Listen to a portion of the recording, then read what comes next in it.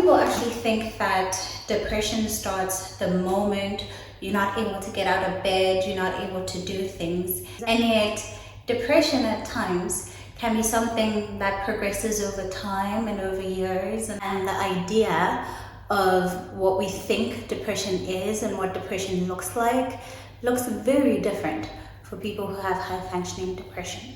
Hi guys, welcome to my channel. For those of you who don't know me, my name is Bumigazi Lupindo. I am a clinical psychologist and I am also a doctorate student at the University of Oxford. So when I moved to the UK, someone once told me that people actually commit suicide by jumping in front of the trains, and I was just like, no way, that doesn't make sense to me. How is that even possible?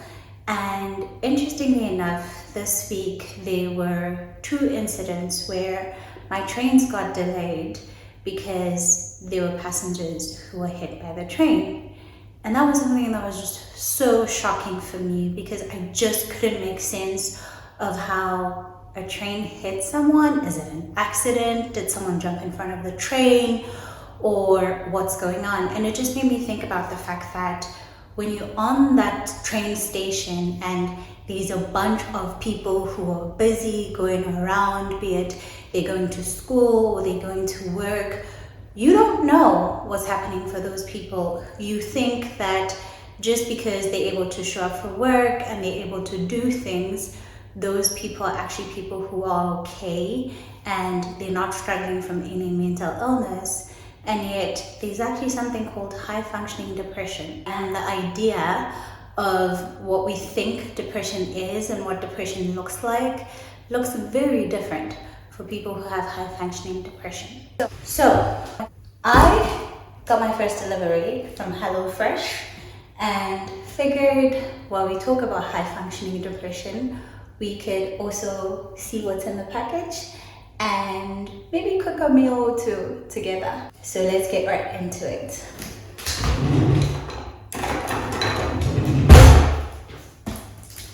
So what is high functioning depression? A lot of people actually think that depression starts the moment you're not able to get out of bed, you're not able to do things. And yet depression at times can be something that progresses over time and over years, and that starts with simple things like it's difficult to get out of bed. You find it quite daunting to do tasks that before they were generally tasks that were easy for you to do. And people with high functioning depression tend to struggle with everyday tasks. Over time and over the years, they're constantly struggling to keep their head above the water, but they continue to be able to meet expectations and they're able to meet the demands of their everyday life. So these are the meals I got. One is pasta. Oh, I got two pastas. Oh no, it's the same thing. They're both pasta. And then I got creamy chicken. And then I got cheeseburger loaded fries. So there are several different packages inside. These go for two people. And then there's this. And then there is this. So in essence, you can struggle with depression and symptoms of depression, but still be able to meet everyday tasks. And I think that's the biggest challenge with high functioning depression is that outwardly you look like you're okay. You're able to go to work, you're able to go to school, you're able to meet demands. People think this person is managing, but inwardly you are really struggling. And this inconsistency between how you feel and how you're presenting yourself to the world is actually the thing that makes it difficult to actually even speak up and express the fact that you do have these challenges, literally just waking up and doing tasks and showing up for work, because people might not even understand what you mean by that, because for them it looks like everything is okay for you. And sometimes when you are able to share, The kind of response you do get from people where they just not understanding, they invalidating at times, and they're just like, dude, you look okay. Those kind of responses actually make it really difficult for you to feel firstly validated that you are struggling and that you might need support, but also for you to be able to recognize and acknowledge that this is a problem. And at times people tend to be dismissive of this because they feel just because I'm unhappy, it doesn't mean it's unhealthy. But high functioning depression is actually something that is quite unhealthy for you. And although high functioning depression is not a clinical diagnosis, it doesn't mean you don't need help and support in order to improve your mental health. Simply being able to meet demands and expectations and every life responsibilities doesn't equate to having positive mental health and well-being. Okay, so let's see what is in these packets. This one has fresh veggies. This more has like and sauces. They're tiny. Number 2 has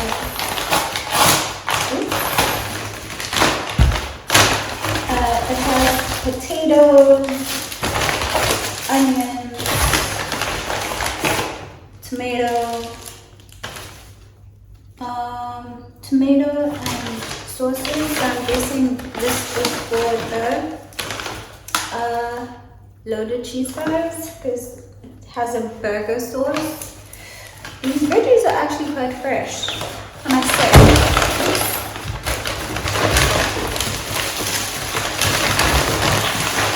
And then package 3. Oh, I'm guessing the package numbers is for different meals. So this is probably the loaded fries. That is probably, I'm guessing, for the pasta. And then 16 should be for the other thing that I ordered, the chicken. Yeah, also has, this is baby spinach. Ooh, has spice. It has passata. I don't know what that is though. Also has potatoes, because I'm gonna have a lot of potatoes this week. And it has chicken stock paste. So although they've put these in, I'm actually gonna add my own seasoning as well, because no way I am making chicken from just this. Ooh, there's this Italian spice that I bought. So good. It's really so good, guys.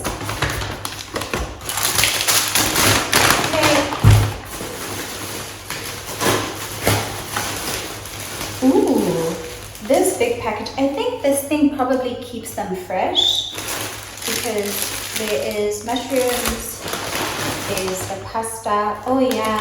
Oh, it's like a cooler box of some sort. They're still actually quite cold. And they were dropped off on Friday, like late Friday. I was in London, y'all. And I only picked them up today. Today is Sunday. They are still very cold and fresh. And then, oh, they even have like ice. I love them. Guys, I can literally pick these up at the end of the weekend and they're still good. Okay, so back to high functioning depression. So what are 5 signs that you have high functioning depression? Number 1, you do everything everyone asks you. You're able to meet your responsibilities. So outwardly, no one knows that inwardly, most of the time, probably even all of the time, you're constantly feeling this deep sense of emptiness. Number 2, you work really hard, and despite being able to rest and having the opportunity to try and recuperate, you never have the ability to feel energized or excited about some of the work that you're doing, or when you do have moments when you do rest, that doesn't even feel like it allows you to recuperate. And even with activities that you used to enjoy and you used to find pleasure and excitement in, those things are things that feel very difficult for you to do, and they no longer bring the same level of excitement and a sense of pleasure that you used to feel before. Number 3, you find yourself spending hours either on social media or binge watching stuff, or you spend quite a lot of time just eating, and all of these things are just aimed at trying to numb these feelings of emptiness and there's just heaviness that you feel. And even though you try your best to use these things to distract and numb these feelings actually persist. Number 4, you experience social events as being hard work than actual fun, because it actually takes so much effort for you to actually show up into those spaces and for you to just exist and be in those spaces. And number 5, and I think this is probably one of the important ones, is the fact that the high functioning itself, it stops when no one else is looking. And that's where the neglect starts happening. And that's when you start seeing more obvious signs of depression. So things like struggling with personal hygiene, finding it difficult to actually even just make an effort to clear out your space, or getting out of bed, or being able to take care of yourself. Those are the kind of things that in situations where you are alone and you no longer have to perform and no longer have to portray yourself as being okay and as managing things, that's when things start to unravel and you actually see that someone has high functioning depression. So let's see what we're going to have today. So this takes 35 to 40 minutes.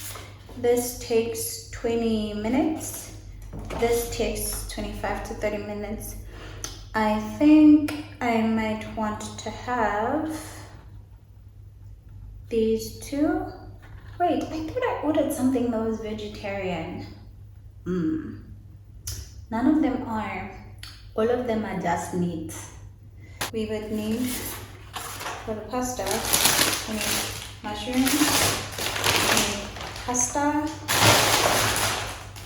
we need the cheese, we need the cream egg, we need baby leaf mix.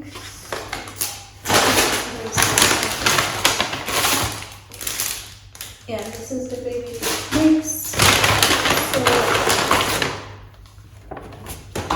These two should also be for the pasta. So we have, I haven't seen garlic,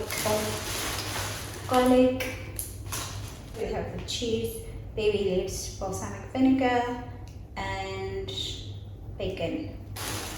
Okay, so we're gonna, oh, bacon. Okay, so we have the ingredients for this. I am gonna get to work and then I will share with you guys. So they then give the instructions at the back. Yeah, I'll show you guys when I'm done. Their garlic is not too fresh. So that's mine as one Vitala fresh. I had this in the cupboard for like a week or so. Yeah, I last cooked probably like a week and a half, almost 2 weeks really. And this looks exactly the same as this, which tells me it is not fresh. Guys, I don't like bland food. I'm South African. I feel like they are catering for the British palate, and the South African palate and the British palate are not the same.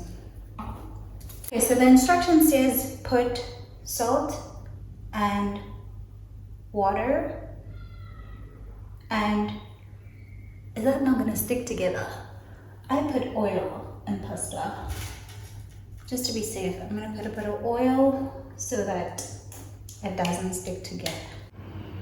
So the pasta is done, guys. It's actually really tasty. I only added red onion in terms of ingredients, and seasoning I added thyme, coriander, basil, oregano, and coriander. I think I didn't mention coriander. And it is just super tasty. So I will serve it with the baby spinach. I even ordered like these greens that I paid extra for, but they're not here. So I will not be adding any extras in the future. But this is really good. I'll show you guys the loaded fries once they're done. But I am happy and it's so tasty, guys. It is so tasty. So the pasta is done. We are now moving on to the loaded fries. Honestly, I'm never going to buy anything that's potato based again because I have to cut these potatoes myself. Why? Why must I cut fries for myself when I can get fries that are already cut? No. And they don't even remove the skin in this recipe. No. No, no, no. No more potato based stuff. And this one was recommended by the chef for the week because they make recommendations for you. I have 3 recommendations. I only chose 2 of those.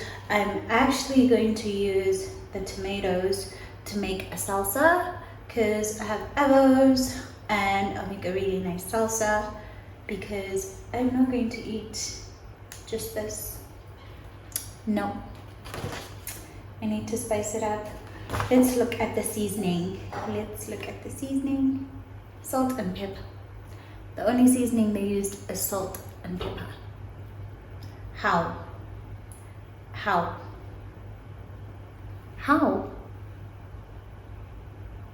Wow. So these are my fries. They're about to go into the oven. I used the Robertson's potato seasoning. I used Ina Palmen's Cajun spice, and I added chili flakes. All from South Africa, y'all. So these are gonna go into the oven. The mince for the loaded fries is ready. I just added bell peppers, and then I added the Italian garlic seasoning, again oregano.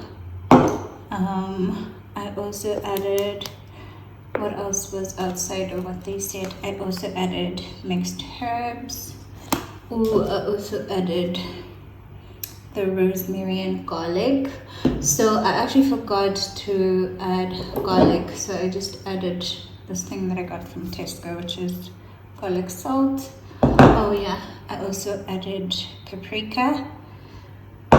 And yeah, this is what it looks like. It's actually quite tasty. So I need to caramelize the onions, make the guacamole. The fries are almost ready in the oven, and this is what I'll have for dinner. The recipe just used tomatoes, so I decided to make guacamole. I used avos, tomato, coriander. I was out of garlic and onion, so I just seasoned it with garlic and onion salt. These are our loaded fries with burger sauce, guys. They were so yum. This was so yummy. And that brings us to the end of our video. I hope you guys found this video insightful. Honestly, it just felt quite important for me to speak about high functioning depression because yes, there are freak accidents that happen with trains, but in instances where it is suicide, I just struggle to comprehend how someone can leave and go to work and literally end up committing suicide without there being any kind of mental health related challenges that are already there, be it was high functioning depression or other mental health problems. But I hope you guys enjoyed the video, and I'll catch you guys next time. Mwah.